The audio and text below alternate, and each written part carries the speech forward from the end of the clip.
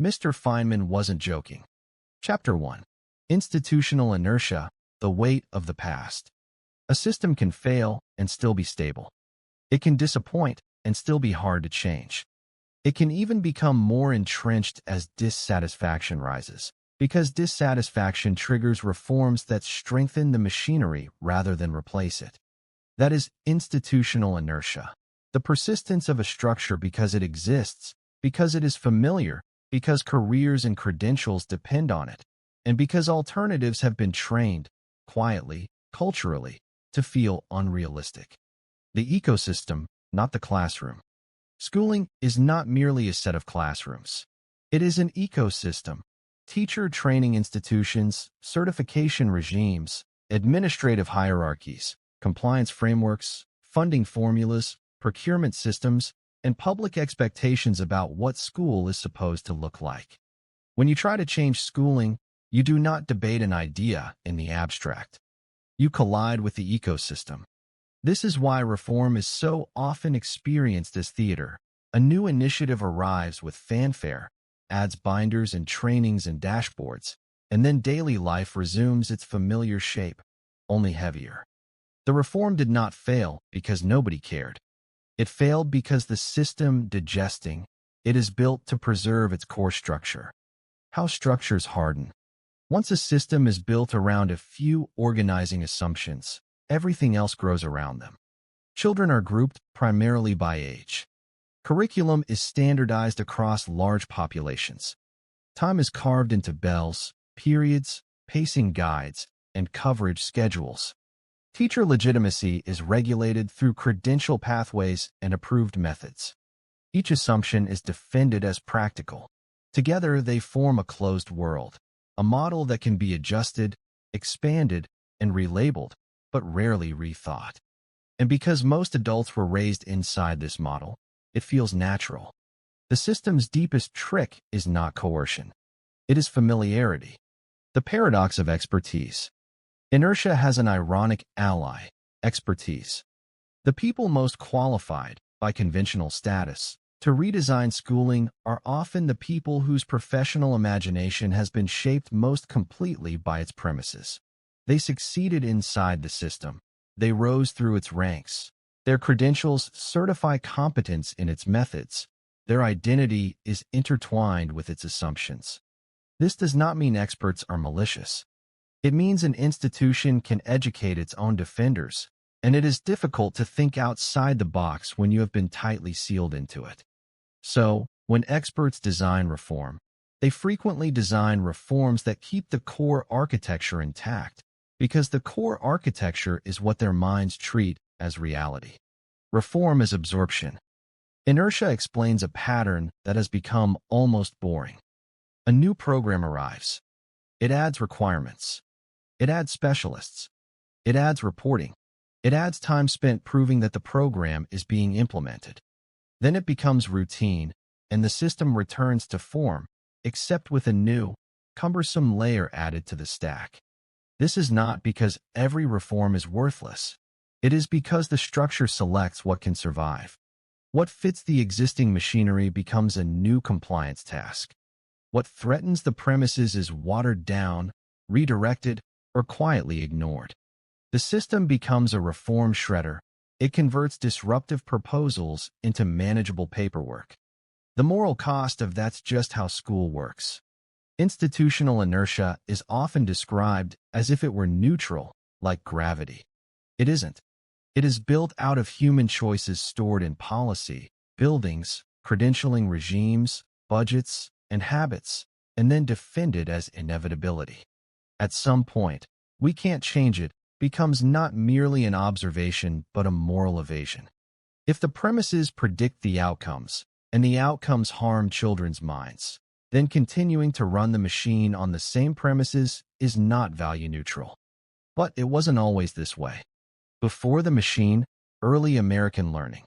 Before government-run, standardized schooling, American education was messy, local, and astonishingly effective at producing literate, self-directed thinkers. By the late 1700s, literacy in the colonies was among the highest in the world. Historians estimate male literacy at 80 to 90%, with roughly half of women able to write fluently and nearly all able to read. The text that helped spark a revolution, Thomas Paine's Common Sense, sold roughly 500,000 copies into a population of 2.5 million and was considered accessible to ordinary tradesmen.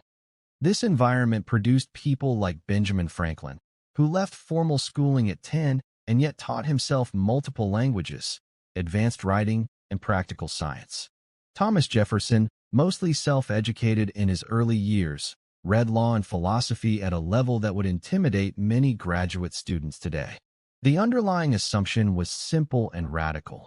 The human mind, if properly engaged, can educate itself to a high level, and institutions exist to support that process, not to replace it. So what happened? The model that would eventually replace this landscape came from a monarchy that had just been humiliated on the battlefield. In the early 19th century, Prussia suffered a devastating defeat at the hands of Napoleon. Its leaders concluded that they did not just need better weapons or tactics.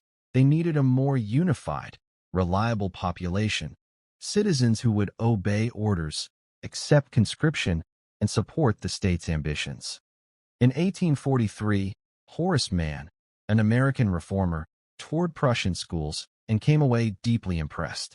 Here, he thought, was a way to tame diversity, assimilate immigrants, and instill a shared civic creed.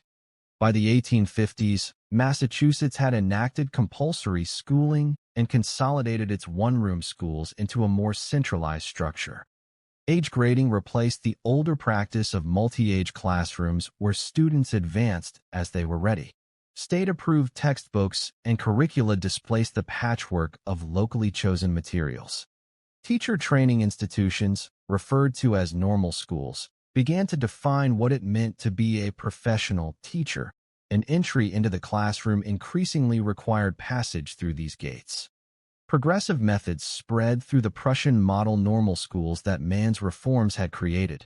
The result was not a replacement of the Prussian model, but its evolution into a platform for delivering whatever ideology and fashion the culture supplied.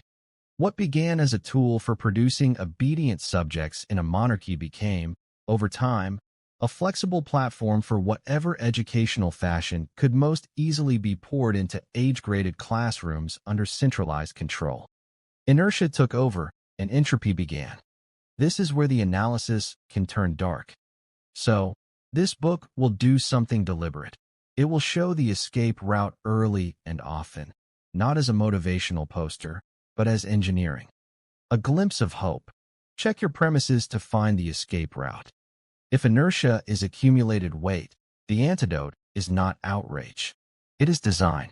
You do not defeat institutional inertia by shouting at it. You defeat it by building educational environments that do not require the old premises in order to function. The first premise shift is simple to say, yet radical to practice. Education is not credential collection or compliance training. Education is the deliberate cultivation of the conceptual faculty, the mind's ability to integrate facts into concepts and principles and then use them to think and act in reality. Once that is your premise, certain institutional necessities start to look like historical artifacts. Age grading becomes an administrative convenience rather than a cognitive principle. Standardized pacing becomes a budgeting tool rather than an educational requirement. And coverage starts to look like an obsession with the appearance of progress rather than the reality of understanding. And once AI enters the picture, the need for that premise shift becomes urgent. A system that rewards performance over understanding can now purchase performance cheaply. A school that rewards conceptual mastery and moral guardrails can still cultivate what machines cannot. Students who can think, judge, and build without outsourcing the act of knowing. In the next chapter, we move from a structure that resists change to something more corrosive, incentives that train everyone, administrators, teachers, parents, and students, to pursue the appearance of success while the substance decays.